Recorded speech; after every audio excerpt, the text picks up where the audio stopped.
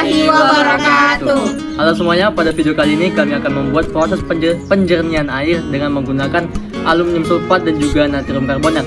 Adapun untuk kelompok kali ini saya beranggotakan yaitu Sarul Mufli Rahab, teman saya. Halo, saya Rana Wahyuni. Halo, saya Putra Lansari Siregar. Halo, saya Putri Ainur Rahimah. Halo, saya Maulida. Baik teman-teman, jadi kami akan menggunakan berupa air yang keruh, dimana dengan menggunakan bahan tersebut akan menjadi jernih dan juga untuk pH-nya dapat kita pakai dan konsumsi dalam kehidupan sehari-hari. Untuk itu kita lanjut ke tahap berikutnya. Koagulasi adalah proses penambahan koagulan pada air baku yang menyebabkan terjadinya destabilisasi dari partikel koloid agar terjadi agregasi dari partikel yang telah terdestabilisasi tersebut. Dengan penambahan koagulan, kestabilan koloid dapat dihancurkan sehingga partikel koloid dapat menggumpal dan membentuk partikel dengan ukuran yang lebih besar, sehingga dapat dihilangkan pada unit desimentasi. Koagulasi adalah flokulasi, dibubuhkan bahan kimia seperti aluminium, sulfat, dan soda as. Fungsi aluminium sulfat adalah untuk menggabungkan partikel-partikel kecil yang telah menjadi besar, yang disebut dengan flok. Dosis optimum yang digunakan adalah dosis yang menghasilkan nilai kekeruhan terendah. Nah, kemudian dengan penambahan koagulan, kestabilan koloid ini dapat dihancurkan sehingga partikel koloid dapat menggumpal dan membentuk partikel-partikel dengan ukuran yang lebih besar. Kemudian dapat dihilangkan pada unit sedimentasi.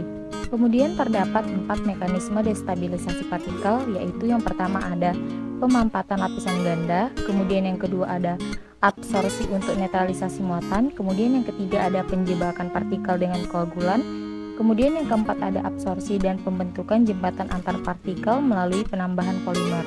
Nah, kemudian derajat keasaman pH ini adalah salah satu faktor terpenting yang mempengaruhi proses dari koagulasi tersebut. Untuk alat dan bahan yang akan kita gunakan, yaitu yang pertama ada tawas. Ini akan menjadi penjernih air. Selanjutnya itu ada kita bawa sebuah pH meter untuk mengukur pH-nya dengan menggunakan kertas lakmus. Dan terdapat 2 air yang kita akan tes menjadi jernih, karena di sini posisinya air sangat keruh untuk kita lakukan penjernihan dengan menggunakan tawas. Adapun step yang pertama atau langkah yang pertama akan kita lakukan yaitu dengan mencampurkan tawas. Kita akan mensendok tawas sebanyak 5 kali di sini. Untuk ukurannya kita akan mensendoknya letakkan ke sampel air yang tadi. 1 2 3 4 5. Kita kacau dulu. Maka setelah itu kita akan diamkan selama beberapa saat, mungkin sekitar 10 atau 15 menit ya sudah bisa. Untuk sampah-sampahnya itu akan menggumpal sehingga nanti di bagian atas akan terbentuk suatu air yang bersih, di bawahnya akan terisi oleh endapan dari kotoran air. Kita lakukan juga hal yang sama untuk uji yang kedua. Mungkin kita akan bawa sebanyak 3 kali sendok.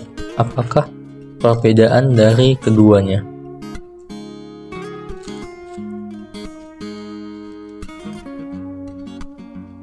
Kita kacau kembali untuk melihat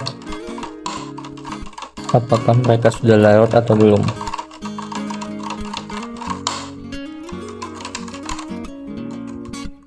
Nah, setelah ini yang perlu kita lakukan hanyalah untuk menunggu.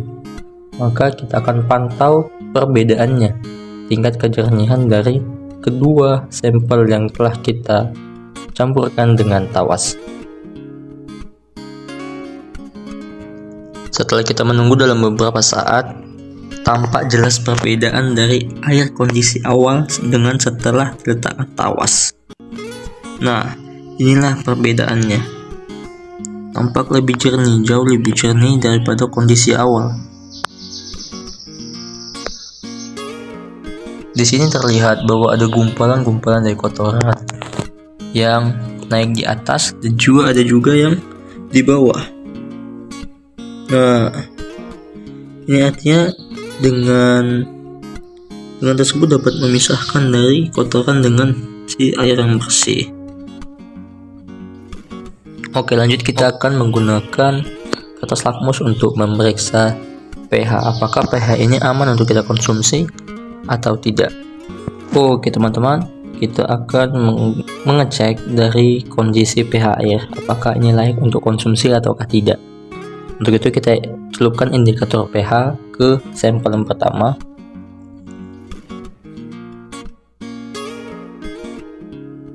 Oke, selanjutnya kita cek untuk celupkan kembali indikator pH untuk sampel yang kedua.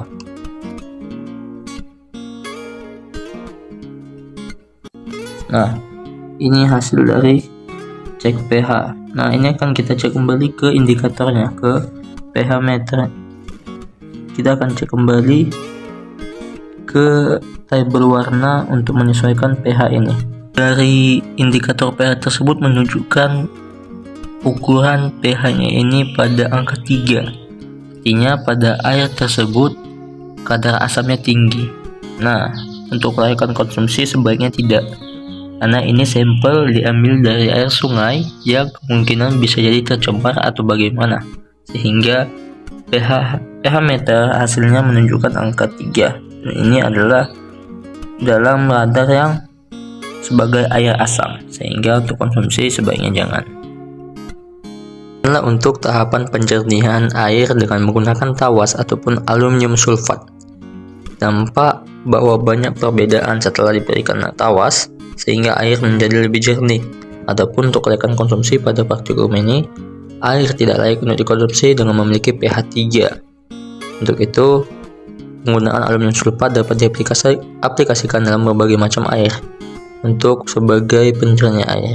Baik teman-teman, demikianlah untuk hasil yang kami dapat pada proses penjernihan air menggunakan aluminium sulfat dan juga natrium karbonat. Untuk hasilnya dapat dilihat bahwa air yang telah kami berikan campuran bahan tersebut menjadi jernih, sehingga ini dapat kita gunakan untuk dikonsumsi dengan pH yang stabil. Demikian, terima kasih.